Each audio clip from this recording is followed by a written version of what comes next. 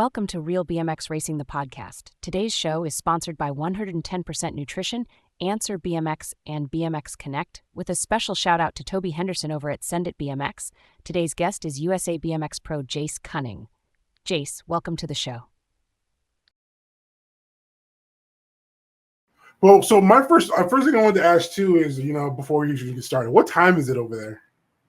It's 9:30 a.m. on Wednesday. Dang. It's on Wednesday. Yeah. Dang.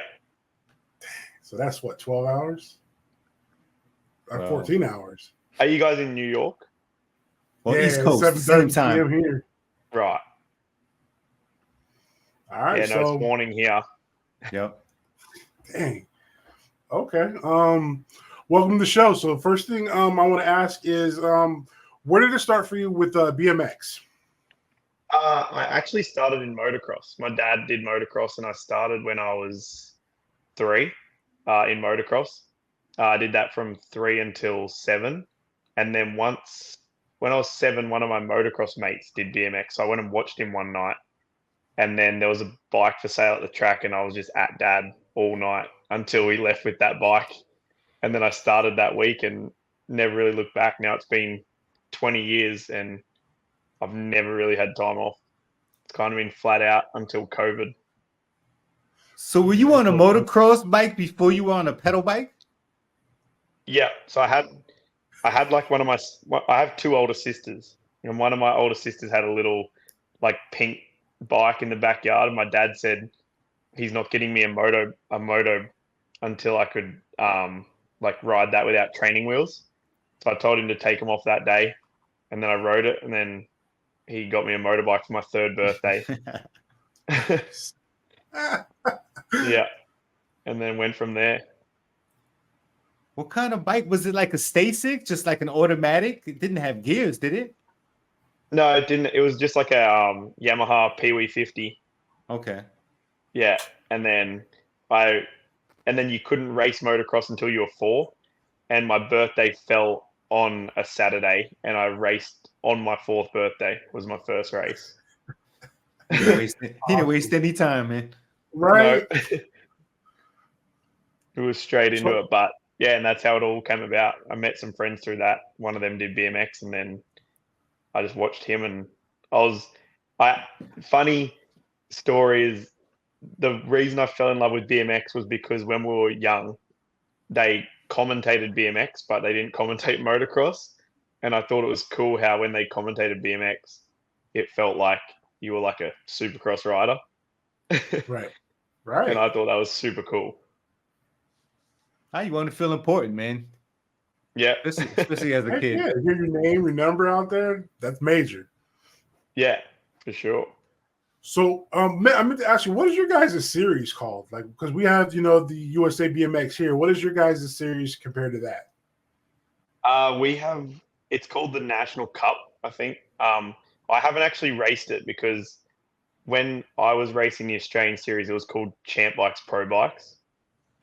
And it was only for age groups 14, 15, 16, junior, elite, and elite. And they were the only classes that could race it. So everyone would come and watch like those classes. Okay. And then I was racing in America. So when I was racing in America is when it changed to National Cup. And I've never really raced the Australian series since it changed over. Okay. Yeah. So you do race out here in the USABMX series? Yeah. So I did Grand last year, but I haven't for a while. But 2019, I did the entire series when I was A Pro, and then I was going elite in 2020, and then obviously we couldn't travel or anything, so it all got stopped. So where were you staying? I was living in Arizona a bit with Riley House. Okay. And then I would stay at the Speedco house, or like at Delaney and Kirk's house in Florida. And then sometimes I was staying in Fort Worth, Texas, with a family that used to like manage a team I rode for years ago. Mm-hmm. Okay. Yeah. So, I mean, you were in the States, you did the series, so you got a chance to see a few other states. I mean, I don't know how much you got to see of those states when you went for a race, But I mean, if you were to choose your favorite state out of the states that you've been to, do you have one? My favorite stop on the series was definitely Nashville. Okay. So Tennessee. I just liked the city there. The track was cool. It was like the drag strip. I liked that, and I liked Rockford purely because growing up, I just watched so many pro races at Rockford. Like from when I started BMX, I would always just see races at Rockford and like Tyler Whitfield videos on YouTube. So like racing there was just like a childhood dream. Are you planning on coming back out here? Yeah, I was actually talking to Derek like a couple of days ago about doing grands this year. So I haven't really done a lot of BMX this year because I've been racing Crankworks, but I might knuckle down for 2 months and come out. Yeah, I was just Right. about to say, bro, it's 2 months, Come man. on, You know, he's like me, deciding the last minute, you know. Yeah, well, Right?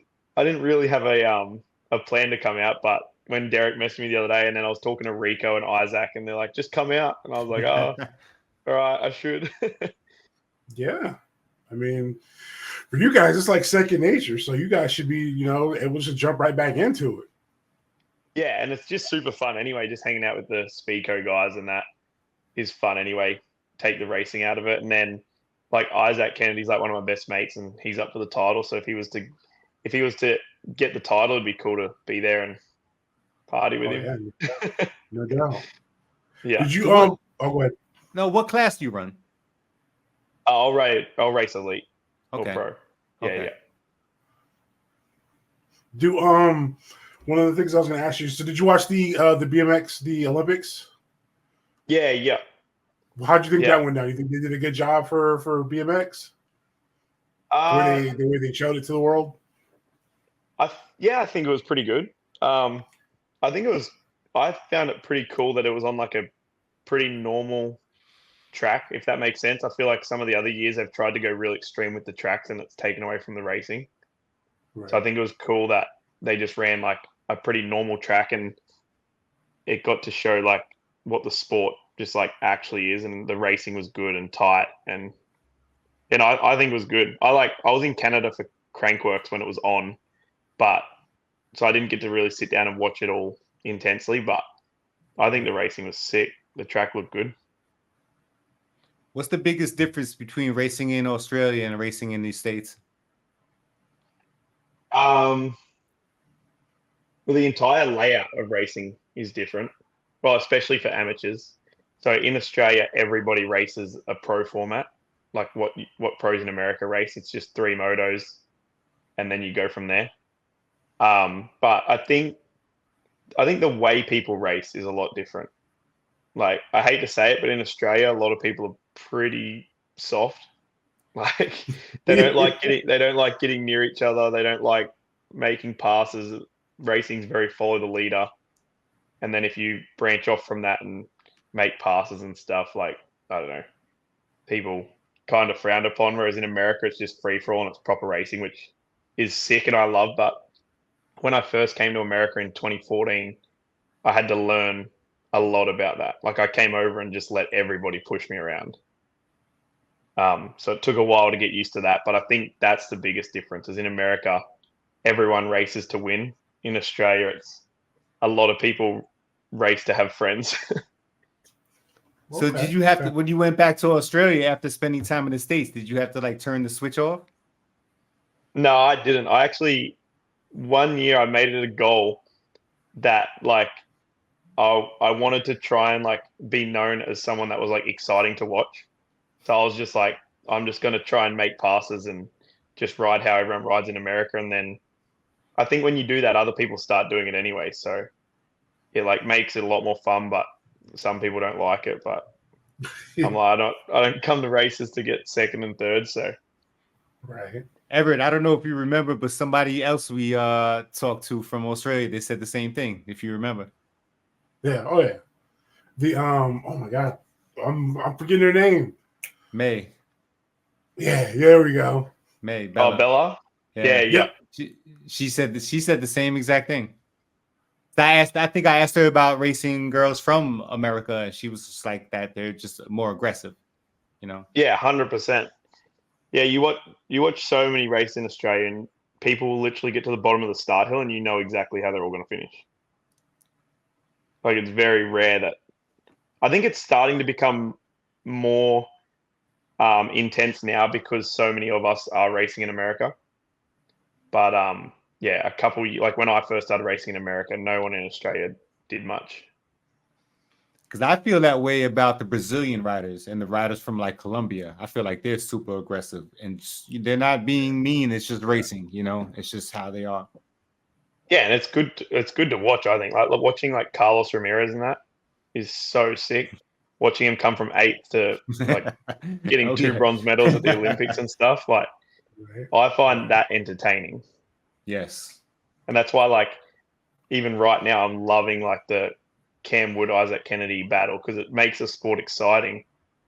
And like Isaac's brother is actually married to my sister. What? So we're like super close. And I was talking to him the other day, and we were looking at like USA BMX Instagram. And anytime Isaac and Cam are racing, the videos have millions of views. So it's like so good for the sport to actually have a rivalry. Yes, definitely. And even if it's a friendly one, but it's still out there that, it's like no love lost that you guys can go out and do it that way. It's, I mean, because that's what me and Shannon were older. So we grew up in the era where that's what they were. They were like, there was, what they say, if you ain't rubbing elbows, you ain't racing, So, Yeah. No, 100%. I definitely think it's needed. Like I've obviously been in motocross my whole life or since I was young. So like just watching rivalries in there with like James Stewart and Chad Reed and that, and now like Jet and Anderson and whatever. It's like the sport, like our sport, I think needs 2 names that are like going head to head and battling, so people can like, in a sense, pick a side because then it makes it exciting. I don't know if you remember that Barry Nobles and KJ Romero did that for a couple of months leading up to it was the Rock Hill National, right, Everett? Yep. Yeah, Yep. and it was Yeah, just it was exciting to watch, man. They're best friends. They're really close, and it's like it gave us something to watch and somebody to root for, like you said, like a side to pick. Yeah, exactly. And I think that's what you need. That's why sports like UFC and stuff are so big, because people come in and even the fans have a rivalry with other fans, kind of thing, and then that's what makes it exciting, and that's what sells. Yeah. Exactly. How old were you when you did your first, like, I guess, doubles, your first jumping, where you knew you were just going to, or did you just send it from out the gate? Yeah, I think it probably would have been when I was like 7 when I started, because I was already in motocross, so we're already doing some pretty big stuff, or like on like 65s and that. So I think it would have just, yeah, probably been straight away. My dad was pretty into that stuff, so I'm sure he would have been getting me to try things. I don't really remember though. And how was your dad at the track? Was he like, was he a pushy dad? Was he a laid back dad?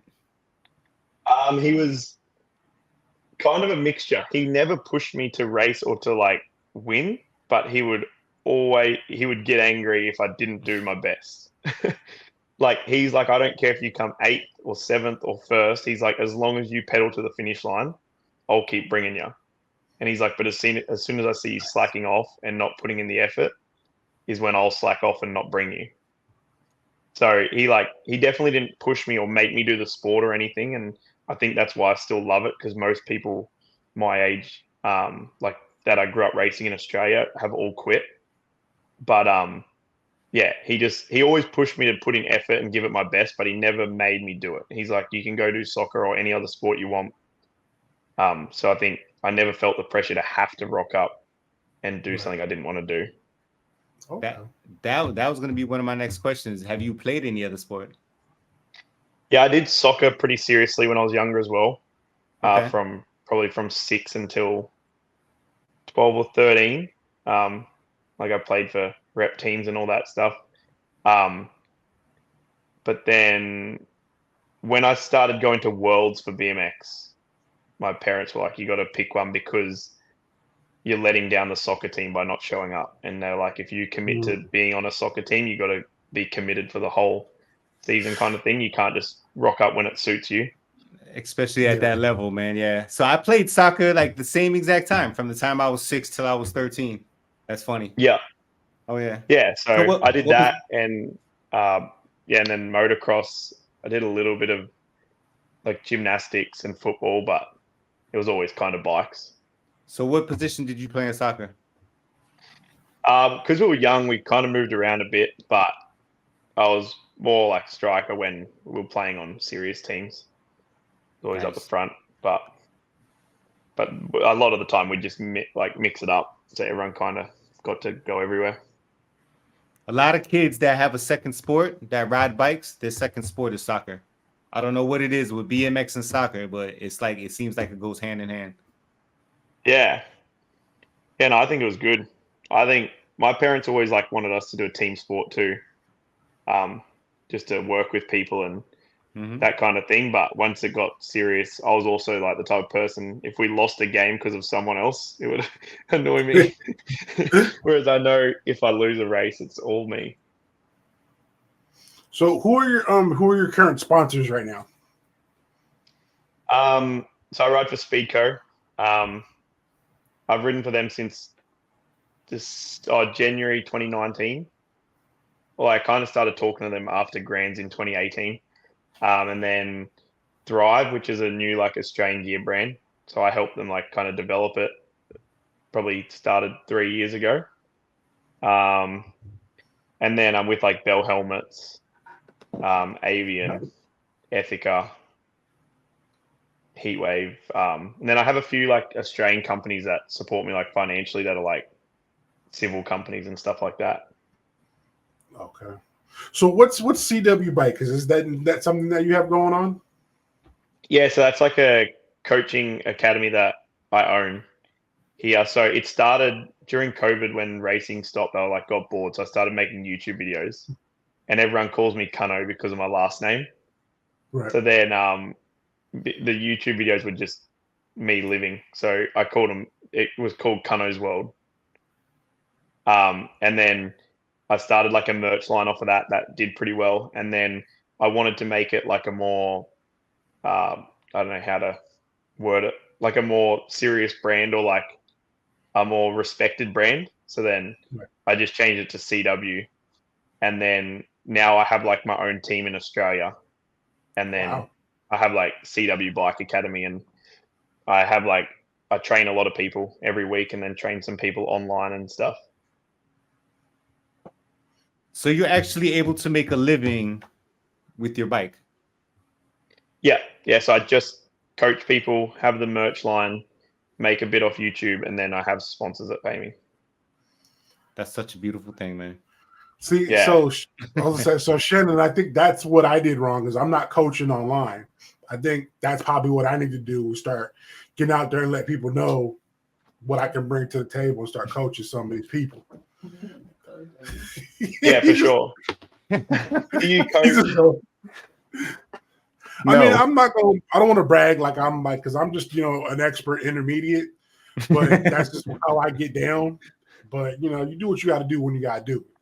So yeah, do you coach at a track over there? No.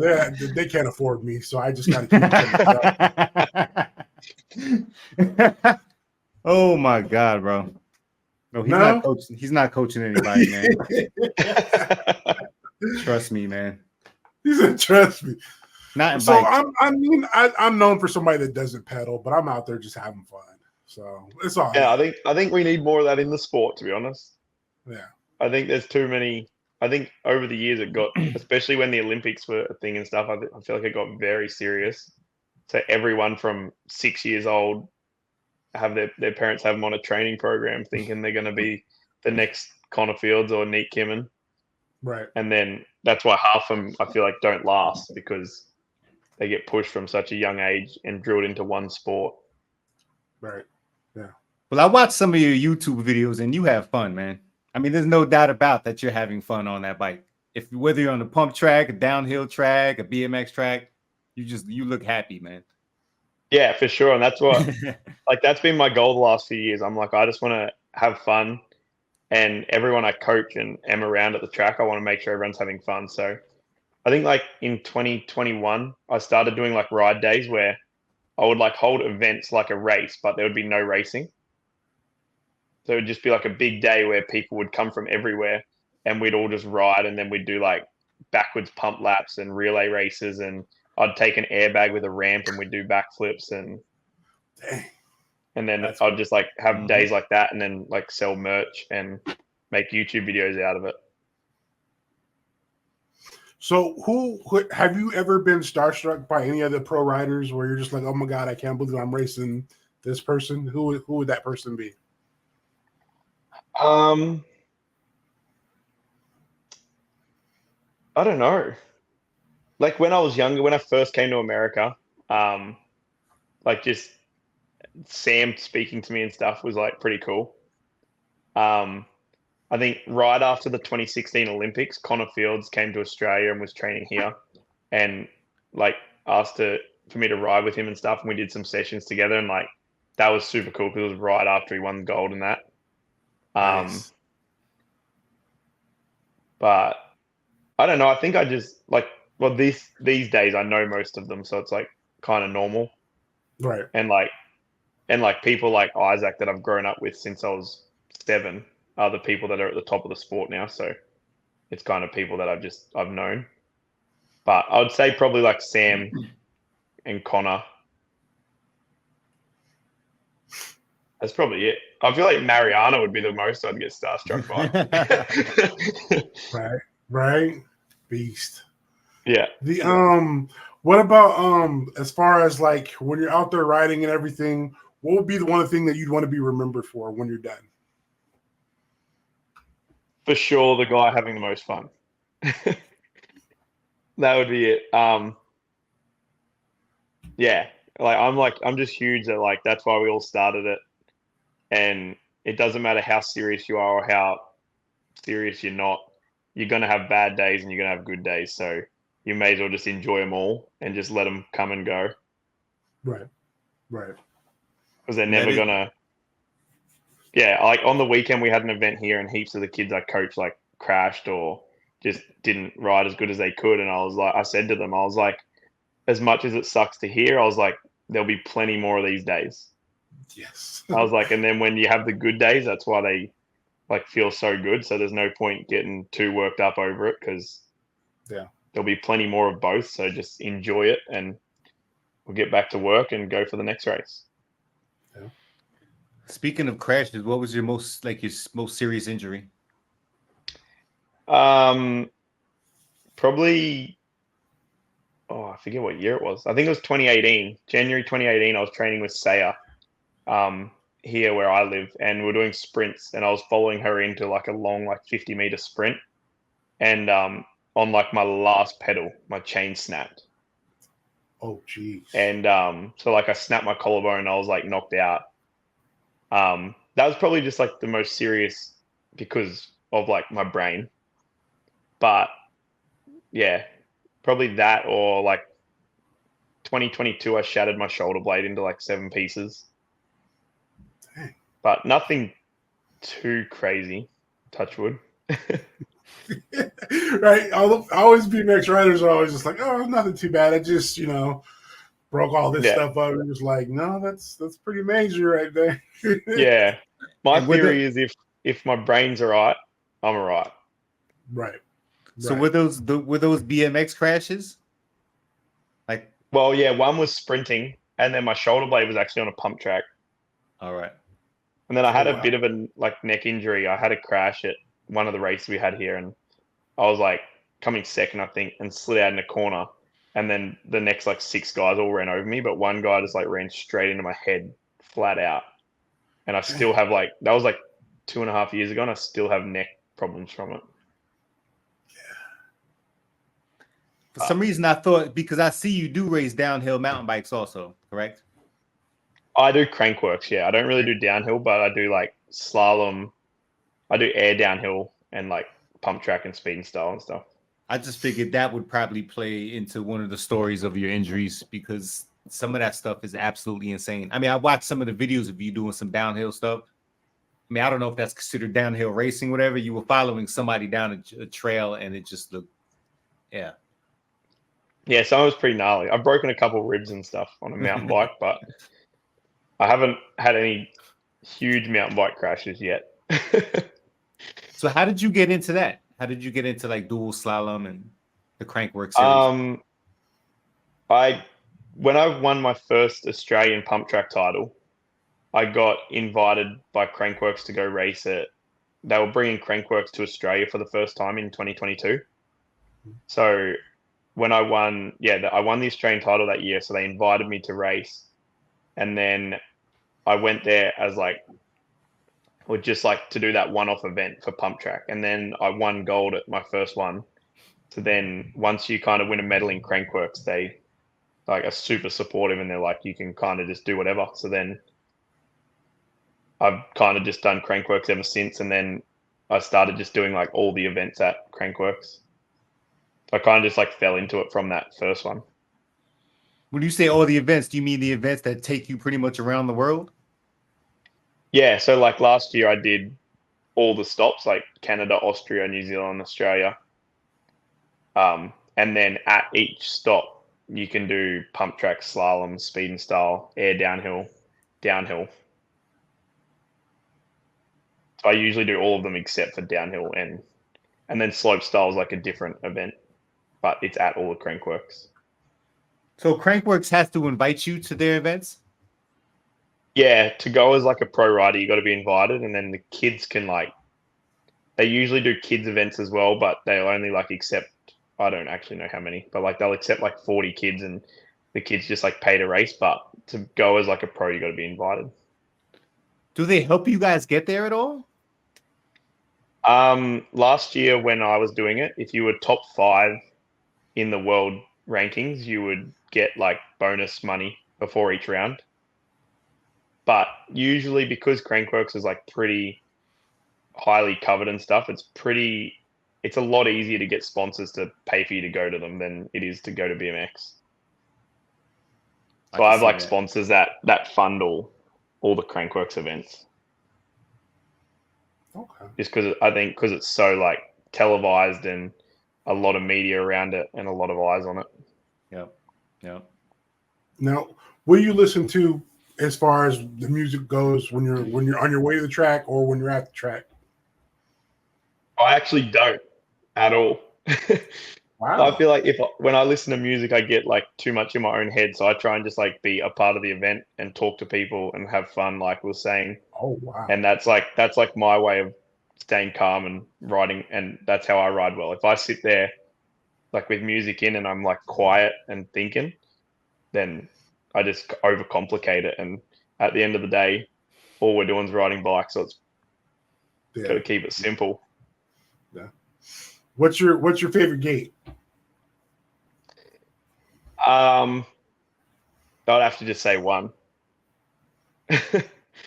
I just reckon one, you can control the race. If you get out, you can move out on everyone.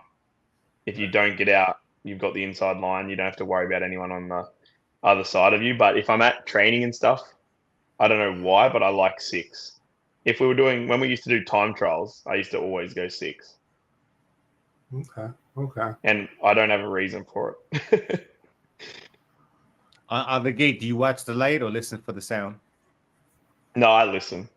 Because I don't like the inconsistency of having to move my head depending on what lane I'm in. Oh, yeah. So I try and always keep my eyes in one spot so that every time I get on the gate, I'm just doing the exact same thing. Who would you say is your current rival? Oh, I got no idea. I haven't raced BMX this year yet. Oh, okay. So if I do Grand, that'll be my first race because I've just been on the mountain. Come out to Grand's first race. Hey guys. Because I've only Well, so would you? I mean, because obviously, if you're not living here, are you eligible to race Grands? Yeah, in pro we can race. Okay. Because I always thought somebody said you had to like do a couple races or something. I think I might have heard that a couple years ago that they weren't letting just anybody show up or something. I think that's for Race of Champions. Okay. But I think that's also only for amateurs. Okay. Yeah. Well, that's good. Yeah.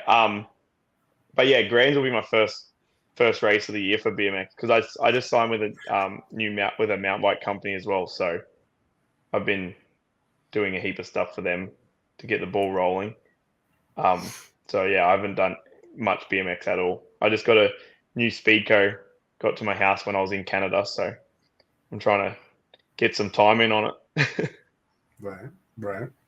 So USABMX, when you sign up, you start off as a novice.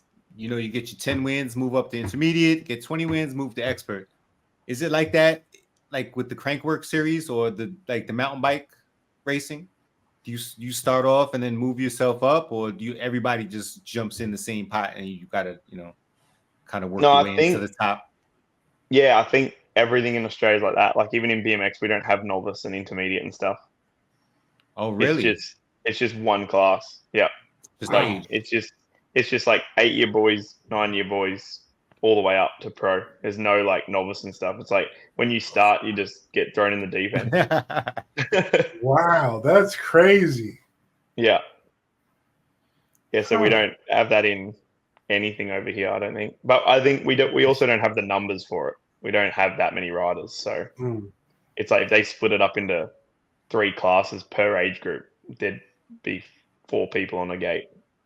Yeah. So I guess the later in life that you jump into the sport, the harder it's going to be to kind of like, move yourself to the top, right? I mean, just say if you jump in at 12 years old, you might have been racing some guys that's been racing for the last 6 years, Yeah, 100%.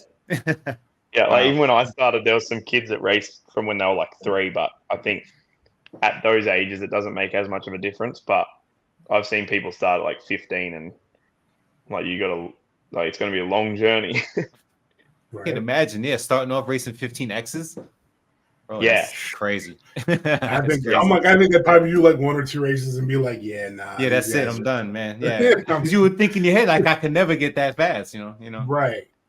I think that's also half the problem, though, is why you guys probably have so many riders and we don't, is because it's not very inviting to start over here, because you just get thrown in. Nothing's to do with ability. It's just like go race these guys that are second in the world in 15 boys, and you started a week ago. Imagine how those races look. Oh, yeah. Right. So if somebody wanted to train with you, you said you have an online training as well, right? Yeah. So what's your website for them to reach out to get a hold of you if they want to sign up? I don't actually have one because I don't really promote it. I'm so like busy at the moment that. Oh, okay. Never mind then. I don't want to throw out there. It's kind of like, even at like the local track and stuff, I've got no spots available for anything. Nice. So I kind of just have that like CW Bike Instagram, and then people message me, and if I can fit them in, I will. But at the moment, everything's like I can't really take on anymore. So I haven't really bothered with a website or anything. It's all been word of mouth, and now it's like too busy to do anymore. There we go. So what I heard was a spot for me to advertise that I would be willing to take on the people he can't get in his training class. I'll go ahead and take those, and I can show them what I know and get them ready for the next race. What you think, Shannon? Sounds like a deal. See, he doesn't believe in me. The guy, my buddy right here, my best buddy doesn't even believe in me. Because I've seen him race before. so come on, bro. Ouch. You can have Alex Maguire. he's a guy I coach, and he's a big fan of your podcast. Nice. So you can train him if you want. See, there we go. I'm sure he'll do it. He's here for a good time. Got to start somewhere. We got to start somewhere. So when you go into a national, does your eating change getting up to that, or does you have like a meal plan, or you just kind of eat what you want, or like how do you prepare for that for as far as eating goes into it? When I was like racing like a lot, like back in like 2018, 19 and that, I would usually be pretty good, but then I'd get to America and it would it would become Chick-fil-A and Chipotle. Oh yeah. Oh yeah. So not really. I've never been too into it, if I'm honest. My biggest thing usually leading up to a race is just making sure I eat enough, because usually I'll get nervous and just not eat at all. Right. So I'm like at the point where when I was like racing and living over there, if I could get anything into me, I would just eat whatever. Right.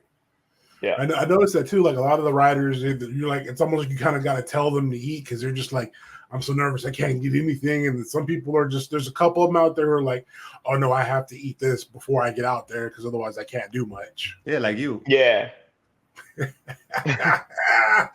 He's mad because I train like a champion, so I'm eating double cheeseburgers, nachos, French fries, sodas. I do all that before my motos, because you figure at nationals I got a couple hours between my motos anyway, so I'm gonna go ahead and just let's slow it down. We're here to have fun. You know? Yeah, He said no, we're talking in between motos, man. He's talking about before. Oh yeah, motos. yeah. Dude, I'm a champ. Yeah, right. You gotta. I mean, to get the peak male performance body of someone over 45, you gotta make sure you're dialed in for this. So it's not something. Not everybody can jump in and eat the double cheeseburgers like that. You gotta just kind of ease your way into it. So yeah, exactly. You got to get amongst it. Oh my God. So that's like one of the things that like when I sit there and I watch like a lot of the racers, and I'm just like, a lot of them are like, they'll have their cheese, their granola snacks. And one of the biggest things that I see, I'm like, so when it's over, what do you normally do? And they're always, first thing they always say is pasta. They want to get their pasta and their chicken in, like Olive Garden or something like that, after they race the car back up. Yeah. I don't really have a set routine. Rico and I, when we were over there, would just have Chick-fil-A, and Derek loves Waffle House, so we'd be on that program. So what about your training regimen? Do you train like pretty hardcore, like 5-6 days a week, and break that down with your riding practice, or? Again, at the moment, I haven't done a lot. I've been on the mountain bike a lot. Right. But yeah, when I was like in America and stuff, I think I was like riding DeSoto like 4 times a week. And then I'd usually do like two or three sprint sessions a week. Okay. But when I was in America, I was kind of training a bit different, and I was doing a lot less gym work and a lot more bike work, just because I wanted to like try it, and it seemed to work that year. Like 2019, I had a really good year over there. But yeah, it would usually be like at least 6 days a week when I was training properly. But I've usually been pretty good at like listening to my body. If I'm getting tired, like I won't force myself to train like a lot of people will. And because when I was younger, I used to overtrain a lot, and I'd run myself into the ground. And then I got glandular fever one time, and it like knocked me around for like 8 months. So since then, I've been pretty good at like, if I feel like I'm getting run down and tired, I'll just like back it off and take a day off, and not overstress having to get in every single session, which I think even like the kids I train and stuff these days, I'm like always arguing with them. I'm like, you got to rest. Right. I'm like, you got to take time to like let your body adapt to the training you've been doing. I was like, because you just keep flogging yourself and then wonder why you're not getting like stronger or fitter or faster, because your body's not adapting to all the work you've done. Right. So it would usually be like 6 days a week, but I'd definitely take days off if I needed. So if you missed a day, would you double up the next day? Because I've heard people doing that. It sounds like no, but would you? I used to, but I wouldn't now, no. I was actually talking to one of the guys I trained the other day, and he said something about he had to work or something, and he's like, I missed a session, what should I do? And I was like, just skip it. I was like, because if you start playing catch up, you're just gonna run yourself into the ground trying to get every session in a condensed period of time. So I'm like, you're better off just like lose that session and then just make the next sessions, like make them as good as you possibly can. So Like I try and always like run by a system. I'm always like, just do less, but do it better.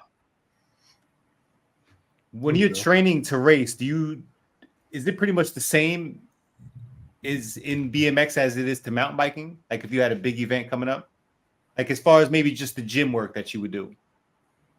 Yeah.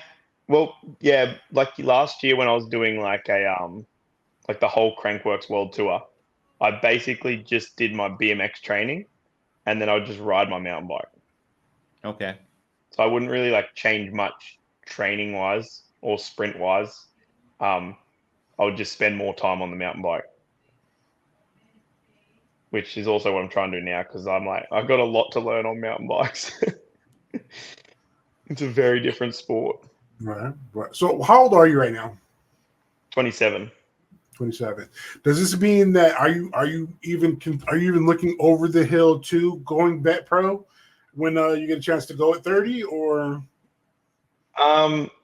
Not really. Like I kind of since like COVID and everything, and since I started like the training academy and stuff, it's just been so full on that like my racing and stuff's kind of just taken a step back, and I've been focusing on all the guys I train and that. So like currently in racing at the moment, I wouldn't even really say I have a goal. I think all my goals are based around my riders and like the training academy and building my brand and stuff. Yeah, definitely. So racing wise, I honestly have no idea what I'm doing. I'm just like trying to do the training academy and build the brand. So it's like kind of like have something to do as well when I'm not racing. Kind of like what Barry's doing. Like he's very good at building a brand. And yeah, he's racing again seriously now, but he's got that brand behind him. So when he does stop racing or whatever, he could go whatever way he wanted. Right. The so when I was gonna say so because it seems I almost want to make it sound like you're winding down on the back end of your racing, but it sounds like you're still having fun with it. So when I guess like my brain is already trying to catch up on it. So when you're racing and everything, or you're training, when you're training and everything, since you've been here and you've been in your country, have you adapted both worlds into your training to train like a novice, an intermediate, an expert, or are you just training them to just get out there to handle 9-year-old, all 9-year-old, just the class, I guess? It kind of changes for everyone. I don't really do, because it's like so busy at the moment, I don't really do train any like beginners or anything. Okay. I kind of train all people that are traveling to nationals and worlds and stuff like that. And then I'll do like one class a week where it's like younger riders, but there's another coach at our track that usually handles all like the beginner riders. Okay. And I actually like train that coach. And then that's cool. Yeah, and then sometimes some of the riders will like step up into my groups and stuff. So I kind of train them all similar in a group once a week, and then I also train them all privately 1 hour another time during the week, so we can like dial in like what they're doing and their skills and what they need to work on. Okay. And I do that with like every rider, and then I bring them all together every Thursday night, and we train together in like race situations. Oh, well, that's cool. Yeah. I'm pretty lucky with the track I've got. Like the track operator or like the president and stuff of our track gives me like access to the track whenever I want. So I'm out at the track like twice a day, 6 days a week. Wow. Coaching. Yeah. And how far do you live from the track? Like 12 minutes. Oh, that's good. That's beautiful right there. But we have a lot of tracks around here. I think I have 19 tracks within 3 hours of my house. Wow.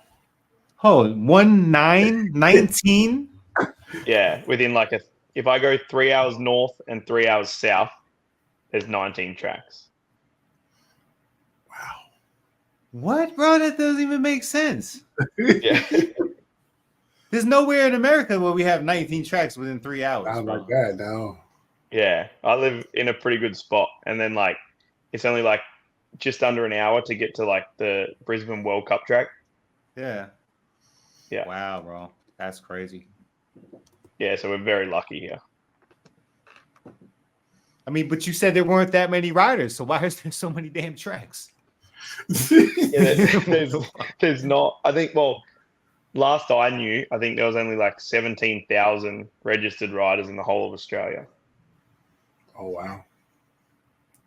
Yeah. So there's room to grow. Yeah, if we have like a really big event, or like if we have like a big event in my state, there'll be like 700 riders would be a big event here. Right. I mean, that's got to be pretty major that Saya came home with the gold. That's got to definitely be something big for your guys' sports out there. 100%. It's actually the other day I was at the track and the guy that owns our local golf course, which I always go and play golf there, he was there with his 2 daughters, and they were like riding around on like these Kmart. Well, Kmart's like kind of like Walmart.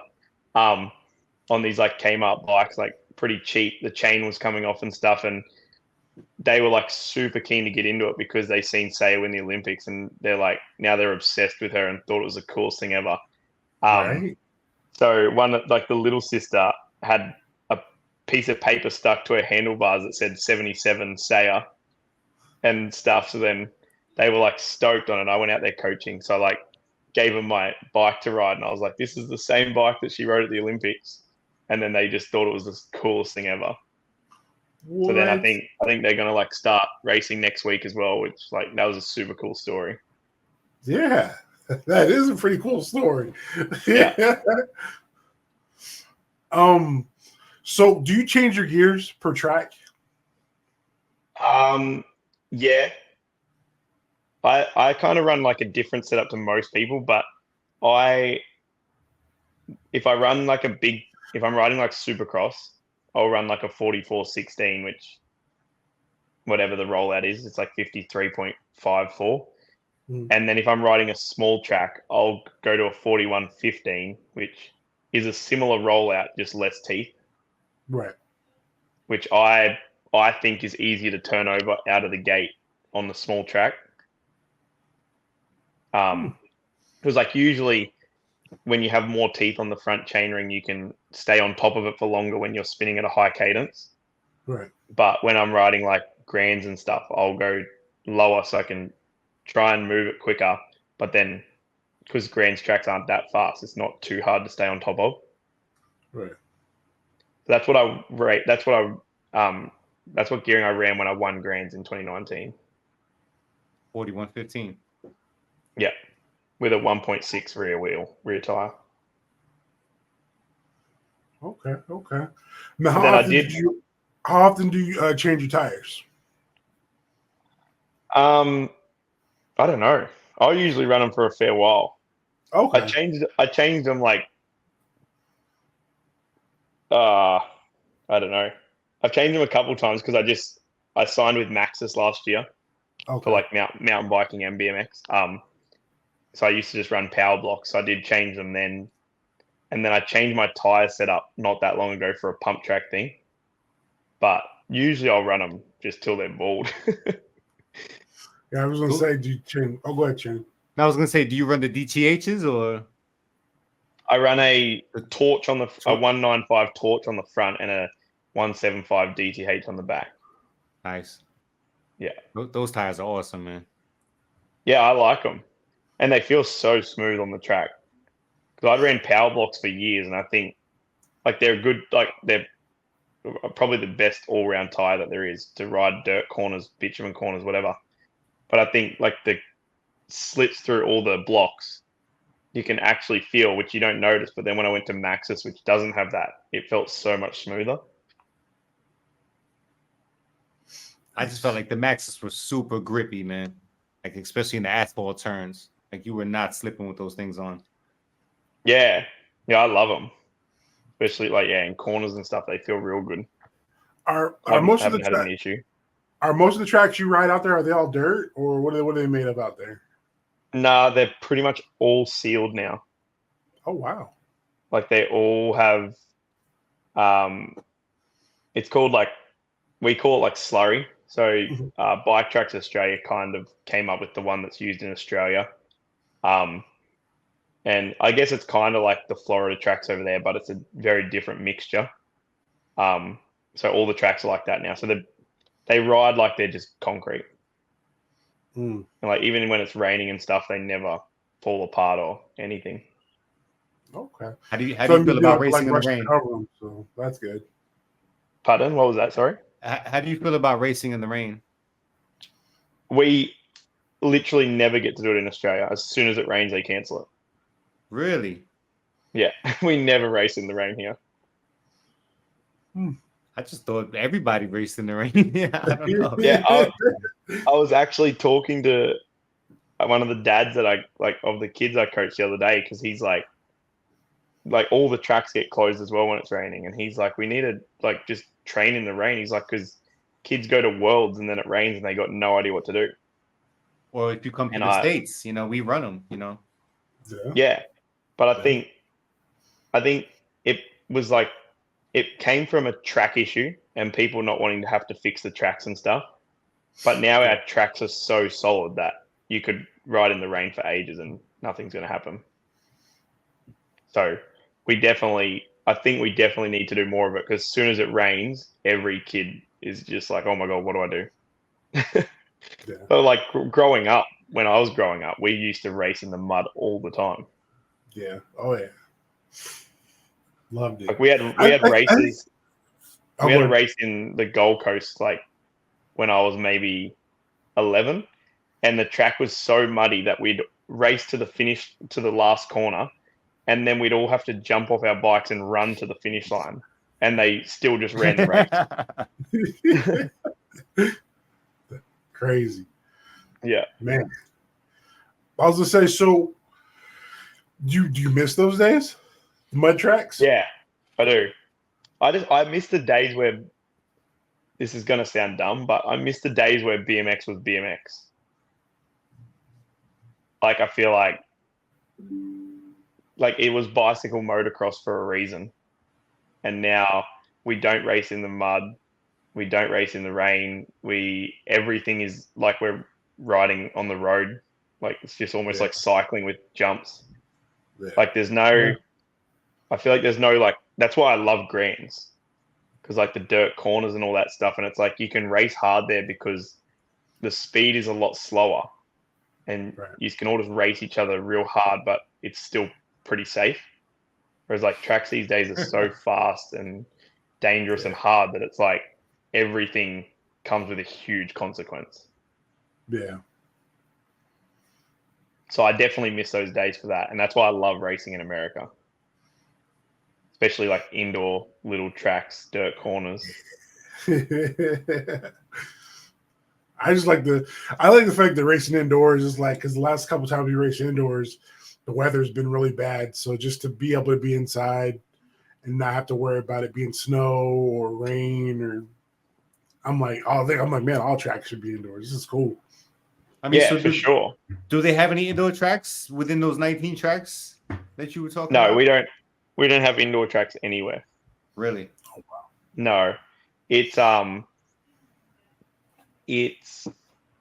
Darwin or Jingley and Satellite City, which are two tracks in the Northern Territory because they get like a crazy wet season.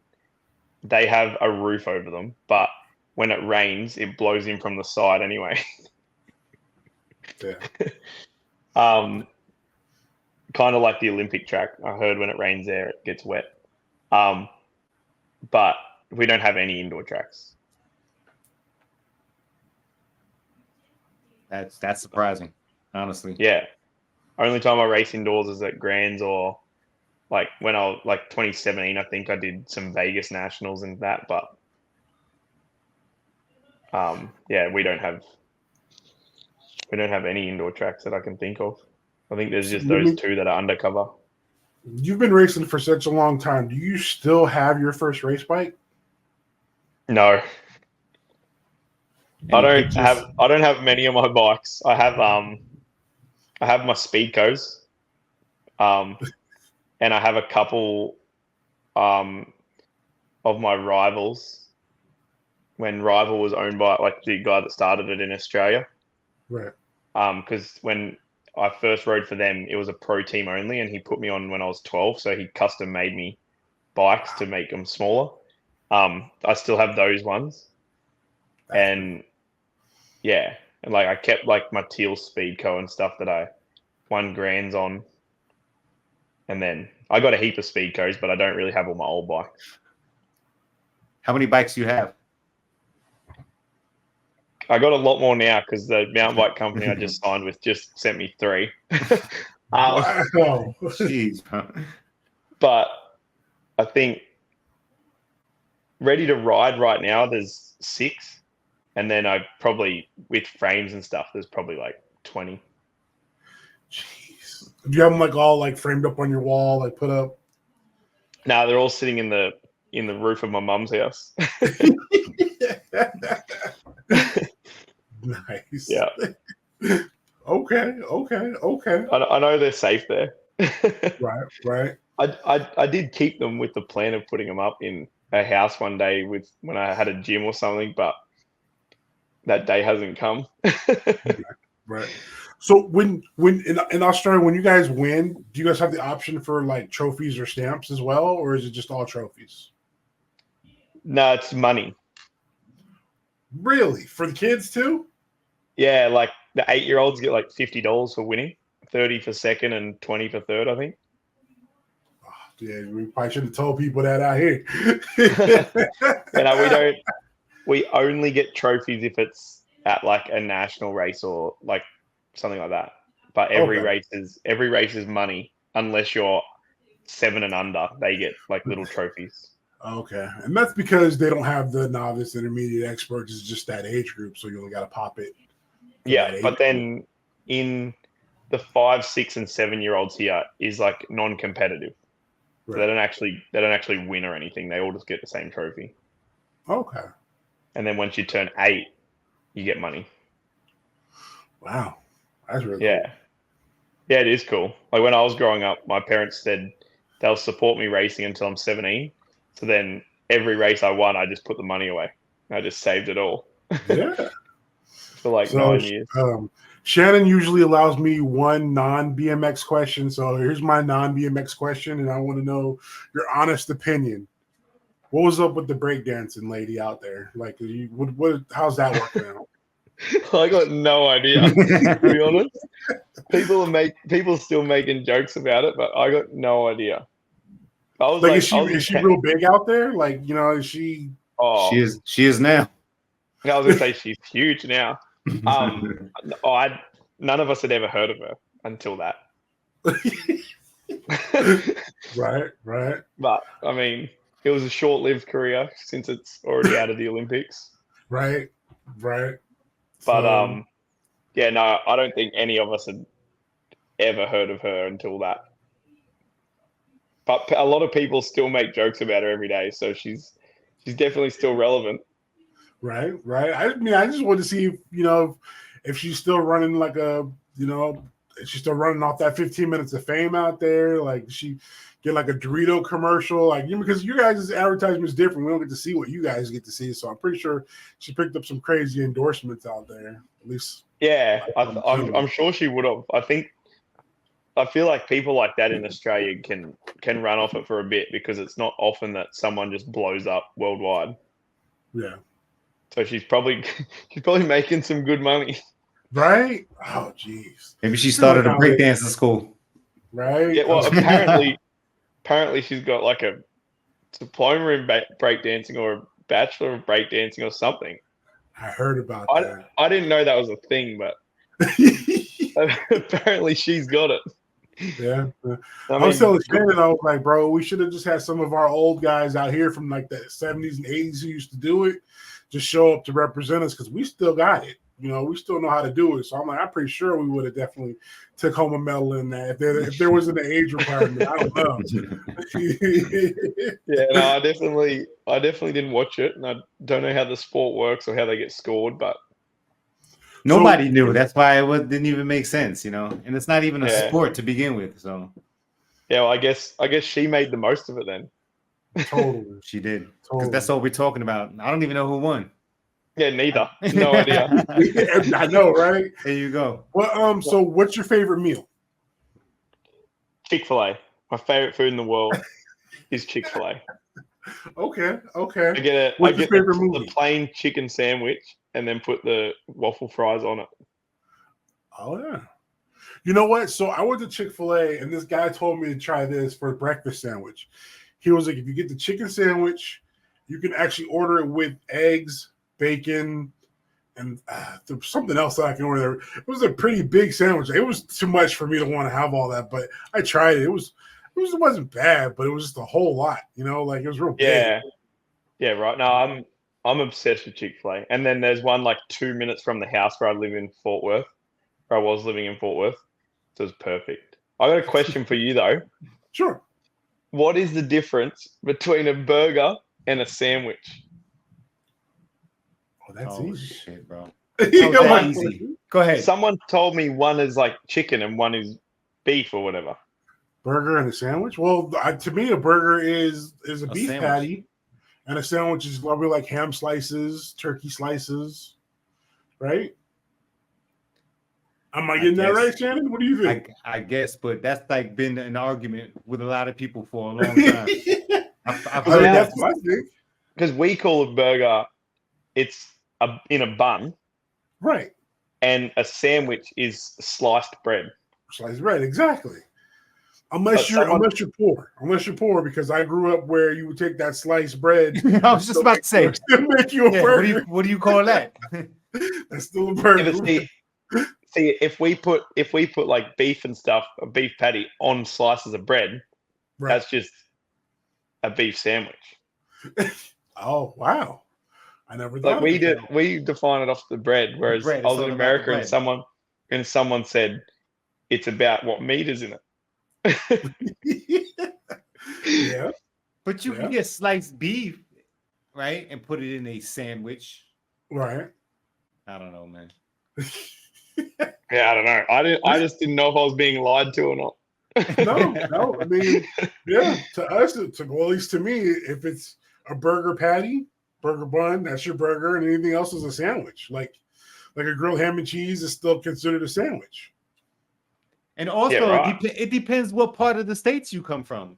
So some people up north say different things than down south, or the West Coast to the East Coast. It kind of depends also. Yeah. So a lot of people, like I've always called soda. I've never called it a soda pop. I never called it pop. But you go to a lot of places in the world, they call it pop. They don't call it soda. See, we call it soft drink. Soft drink. All right, that's another one. So there you go. Yeah. That's what it is. It is a soft drink. When I hear soft drink, that's what you get at the restaurant, right? I see. Our lemonade as well is very different to yours. Our lemonade is like Coke, whereas yours is like a lemon juice kind of thing. So it's carbonated, you mean? Yeah.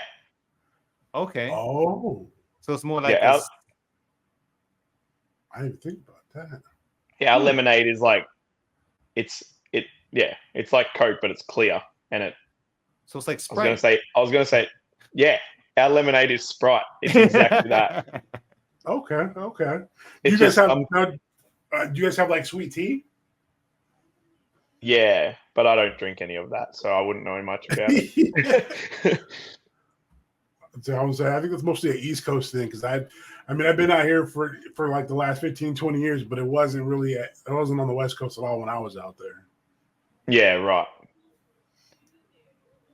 So do you prefer? So have you noticed? Oh, well, you don't know yet, so you don't know. They just started switching to nighttime racing for the pros, right? Yeah. Is that something that you would prefer? That you think that's going to be a cool thing, or do you prefer the mixing it in with the regular people during the day? I don't know about mixing in or not mixing in, but I prefer night racing, and I think it looks cooler. It looks more like Supercross and stuff. Yeah. And I think I prefer racing under lights personally. That's why I think I love like racing indoors as well. And then I think it'll be good making it more of like a show.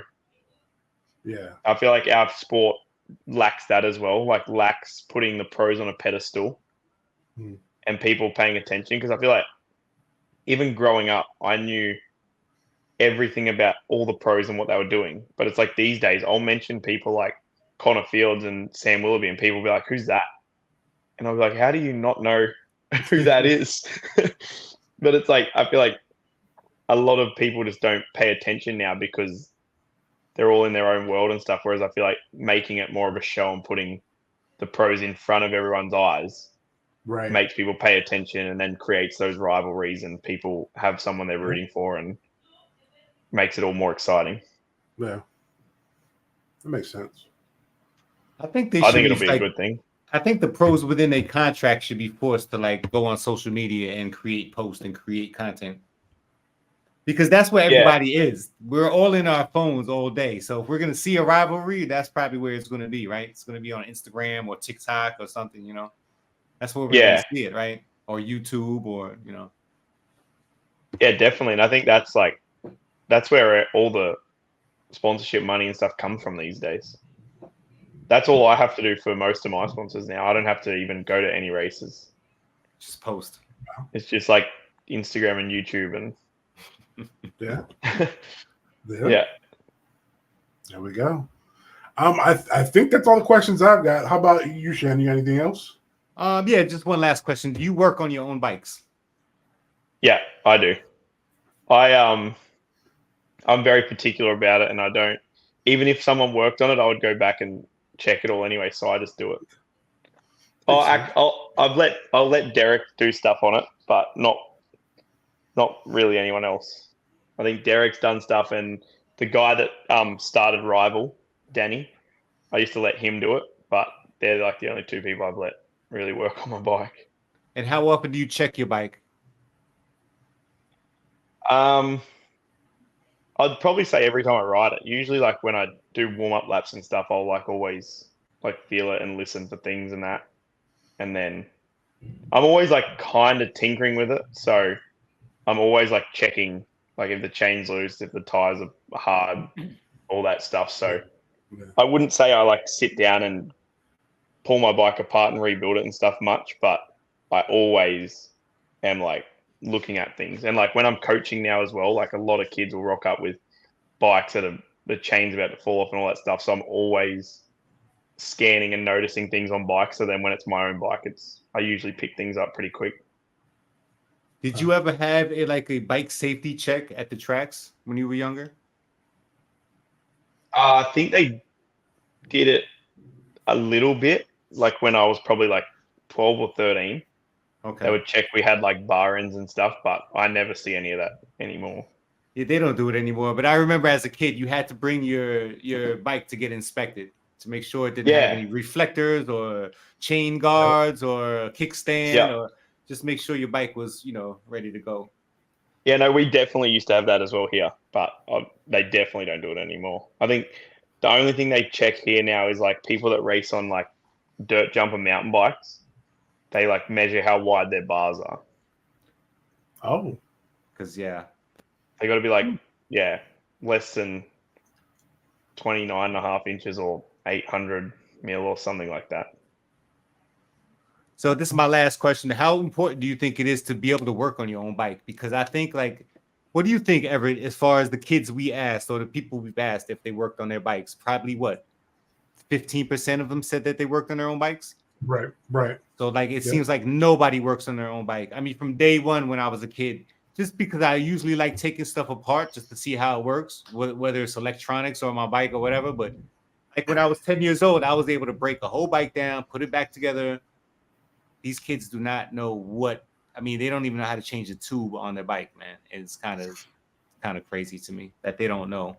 It's like, I think it's super important. And I think I learned because growing up, my dad was always working because he had a pretty big company and stuff. So whenever I'd travel away to races, it was just me and mum. So like pulling bikes apart for the plane and everything, we'd have to be able to put it back together. And then back then we used to have tracks that were just randomly built in arenas and we didn't know what the track was going to be like. So I'd have to change gearings and all that stuff. So I kind of just like over the years had to learn how to do it. And then, I think it's just important so that you don't have to rely on someone. If something happens to your bike on a race day and you're the only one there, you need to be able to get it sorted or whatever. Yeah. I will admit though, I haven't haven't learned how to do disc brakes yet because I only just got them. That's the only thing I can't do. I mean, I swear, I'm not even attempting to do them right now. Yeah, I built, because the new Speedcos obviously you can only run disc. So when I got the prototype, I got someone to put disc brakes on, and then I got the blue one, and I built the whole thing, and then just took it to one of the bike shops that sponsored me, and I was like, "Can you just put brakes on?" And then the other day I got the purple one, and I built the whole thing, and then took it in. I was like, "Can you put brakes on?" I was like, I don't trust myself for that. Yeah, I mean, because it's your brakes. You get that wrong, it can definitely be an issue. Yeah, and especially I don't think it was anyone's fault, but Isaac's brakes at Worlds and stuff when he flew off the berm jump.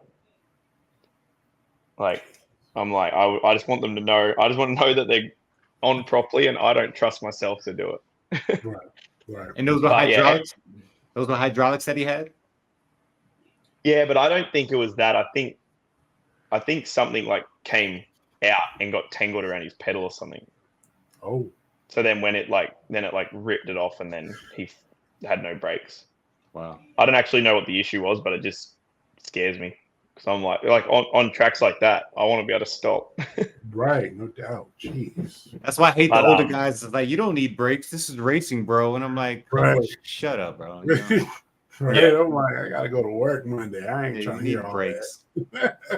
Yeah, 100%. And I think people don't see as well, but I feel like pros use their brakes a fair bit. They'll tap them to make corner moves and all sorts of stuff. Yeah. Huh. But yeah, I don't know how to do that, but everything else I'll always do my own bikes. There we go. But now I'm back to learning again, because now I'm trying to learn all mountain bikes. Yeah. Now I've got 2 brakes to deal with. That's right. Right back. That's right. And all the hydraulic stuff and the shocks and all the gears and stuff. That too. Yeah. All my gears are always crunching and all over the place. I can only imagine maintenance on it too. Geez, because so is there a lot of mud racing with that, or how do those tracks look? I haven't really seen the videos on those ones. Oh yeah, it just depends, but they don't stop for the rain usually. Okay. Usually, do you race with the fenders? No. Okay. No. Oh, because I was saying we had Toby was on here talking about how he had the fenders on his bike. Just that little plastic piece that goes up under the fork, in between the fork and the tire. Yeah. Yeah. I think a lot of the downhill is ride it, but I don't do downhill. Oh. Yeah. Okay, cool. I'm good. Anything else you want to add, Shannon? Thank you so much, Jayce. I appreciate it, man. Yeah, thank you. It was great to talk to you guys.